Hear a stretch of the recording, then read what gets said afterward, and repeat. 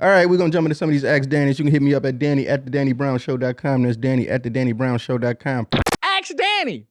First up, I got, brother. Dear Danny, my brother just got out of jail after being there for 3 years, and I don't know how to interact with him no more. He's way different now, which I understand. We used to have fun and joke around, but we don't at all now. Things are just off and feel hella weird. He's been out for like a week and a half, so I'm hoping it's just a transition. Do you think this will change? Is there anything I can do to help, or should I just accept that my bro isn't the same person anymore? I figure since you've been in jail, you might have some advice. Thanks for the show and the tunes. They helped me get through some tough, difficult times. Shouts out to D. I will say, when I first got out of jail, I was fucking, you shell shocked. You've been to jail? I just did a year. Just? Yeah. Like now? No. Oh, It was I see. Just I was like in 2007. Oh, Yeah. for what? Weed. Weed? Yeah. Fucking weed. Now, fucking buy weed at the gas station now. Damn. They should give me my time They should back. give you your time back. Yeah, exactly. give me my You should time get one back. crime, you know. But no, it was more than weed.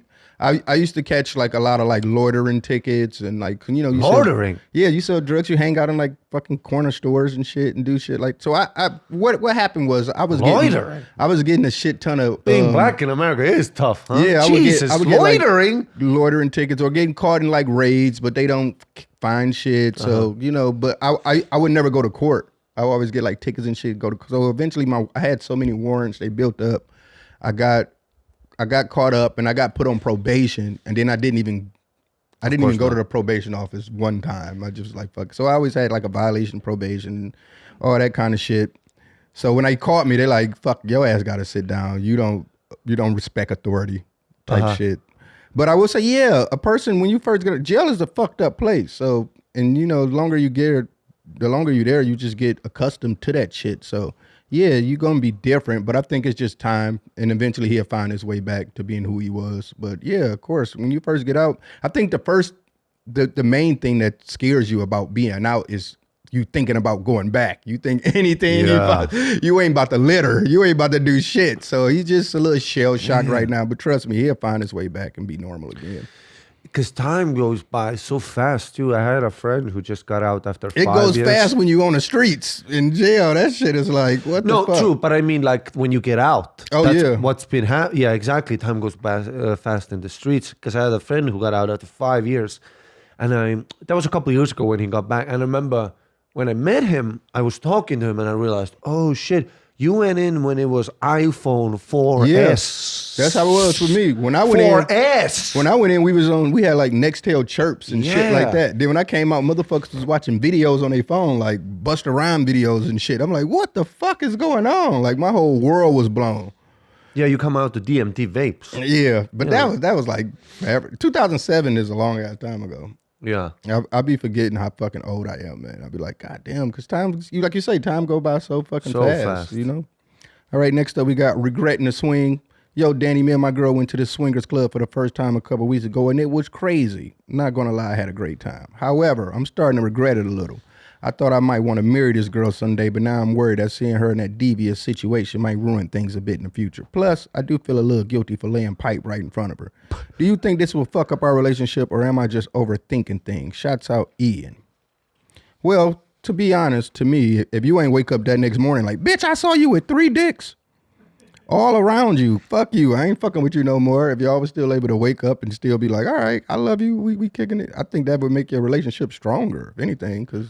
Last thing I'm about to do is watch my girl take dick and still be like, all right. Also, it depends on what she did. Like, if she did shit she ain't doing with you, like, if she was airtight. Like, bitch, I didn't know you was that nasty. If she was airtight down there, you're like, damn. Yeah, but I think if anything, if I think it should have made y'all shit stronger in some sense, Yeah, it's for sure societal norms too. Mm-hmm. Especially as a guy, the ownership of a woman is huge in our heads. Yeah, exactly. I had a friend who broke up with his love of his life. 9 years together, but they went through a rough patch. They were their first love, first relationship, first love. So they grew up together. They got together when they were like 17. Then at 25, 26, they they didn't split up, but went through a rough patch. And she cheated on him one time, just a random like nightclub, whatever, went home with a guy. And then that was maybe 4 or 5 years ago when they broke up, and to this day they're still sad because this guy, because this guy can't let go. Yeah. They broke up. You can't let it go. Can't let it go that somebody, guys have that whole thing of like someone fucks my. I used to have a big. So if anything, just let it go. If you can't get over it, then why still be together? Type shit. Yeah, but also like just try to with guys. I used to have a bit where I go that if you cheat on a woman, you break her heart, but if you cheat on a guy, you break his spirit. Yeah, that's true. Because guys have that whole. That's true. This motherfuckers out here just straight dogs, just disrespecting women, going crazy over a relationship they had in elementary school. 100%, 100%, yeah. Like that bitch kissed Billy on the playground. Fuck bitches forever. Yeah. So it is what it is. All right, next up we got From Russia with Love. Hey, Danny, I'm tired of the dating scene. I've been in it for a long time and can't seem to find one. Lately, I've been considering myself one of those mail order brides from Russia or something. I also thought about going to an Asian country to see if I could find a nice lady there. Those dudes on 90 Day Fiancé seem to have luck with that, and most of them are weird as hell. What are your thoughts? Should I stay in the dating game or do I do something a bit more untraditional? I guess I could just give up entirely and buy one of those real dolls or start a relationship with an AI girlfriend. Help me out. Mark. I love how men are like, should I just dig deeper and try to fix my own trauma and figure out what's wrong with me? Or should I just buy a bitch? yeah, just buy a bitch. Like, I never think that works out right. Anytime you go get somebody, to be honest, I know a guy who worked out like a mama. For real? Yeah. How? I don't know. He was like 51 or something. I used to be a bartender for him, and he's my friend. He ordered one of the just on a website. They've been together for like 10 years. Happy puppy. Damn. Because she also wanted the new life, So, yeah. So she appreciated. There's no rules really. She appreciated. Because then you hear about Indian fucking arranged marriages too, and you might think that might not work. Happiest they've ever been. So I think there's no rules, but a lot of those guys when I used to live in Thailand, a lot of those guys would go to Thailand or Russia or whatever, places where women aren't exactly empowered. It's the thing that men always want to find. Men always want to find the woman that they grew up with, because all these new liberated bitches got opinions and shit, Yeah, they want a submissive queen. Exactly. So, and I'm not saying that's wrong, but I mean, I just always feel like they're trying to play you out your money. Which I hope happens. I'm always anytime rooting for you buy a bitch, I feel like you ain't gonna get no return on your investment. What annoys me is it's not only age or economic reasons and whatever. What annoys me is like, when people shit on the Leonardo DiCaprio for dating younger chicks. He's also a billionaire that's quite handsome and talented. Yeah. What I hate seeing is when I see a 65-year-old slob of shit and then he's got a Thai angel. And I'm like, see, now I hope she fucking poisons him, takes all his shit. Yeah. Yeah, I don't think that's a good idea though. Don't do that. I think this man, I don't know, man. It's you must be an ugly motherfucker. That's the only thing I can really come to terms with. Yeah.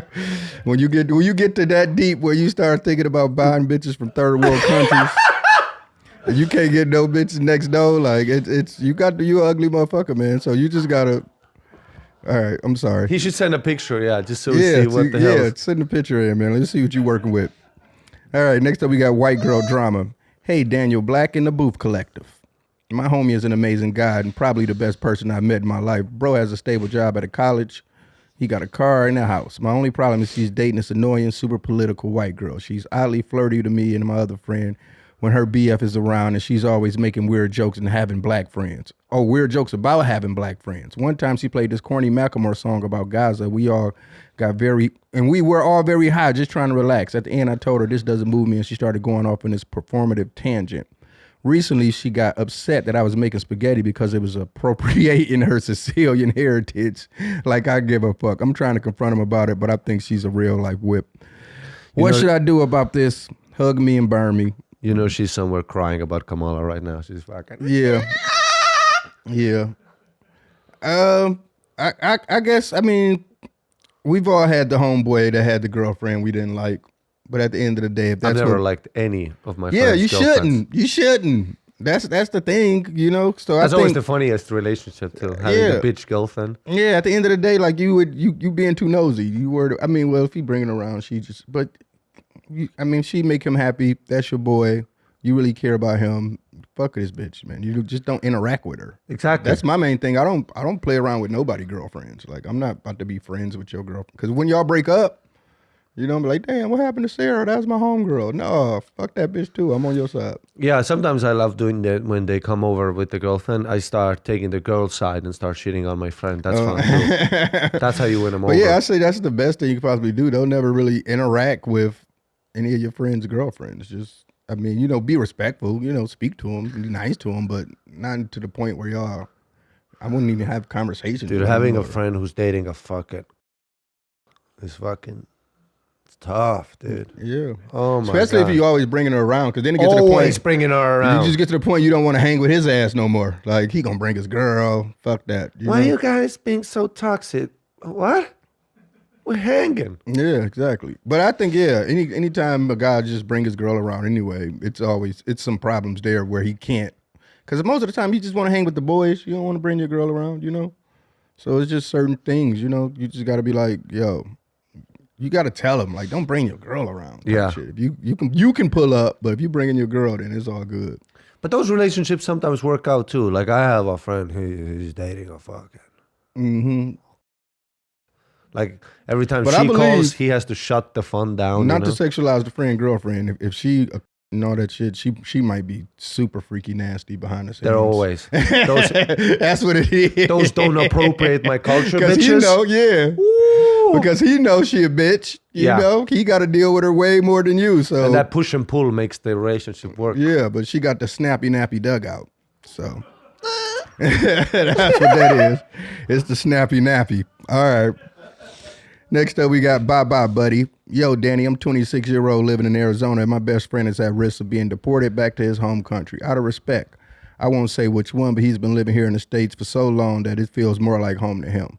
To keep him in the country, I've been considering flying out to Vegas and getting married to him. Neither of us are gay, and I don't know how dumb this insane plan is. But what other options are there? You know, love to hear your thoughts on my wild and crazy idea. Thanks, Sam. I think that is an amazing idea. Yeah, go to Vegas and get married to your homeboy so he can stay in the country. I think that is great. Me as an immigrant, I have to input. It's not as easy as you think. I know. Dude, all these gay guys always make the joke to me. They're going, "We could get married." I'm like, they test the amount of cum in my blood. You know? They do that. Every 6 months, you gotta go in.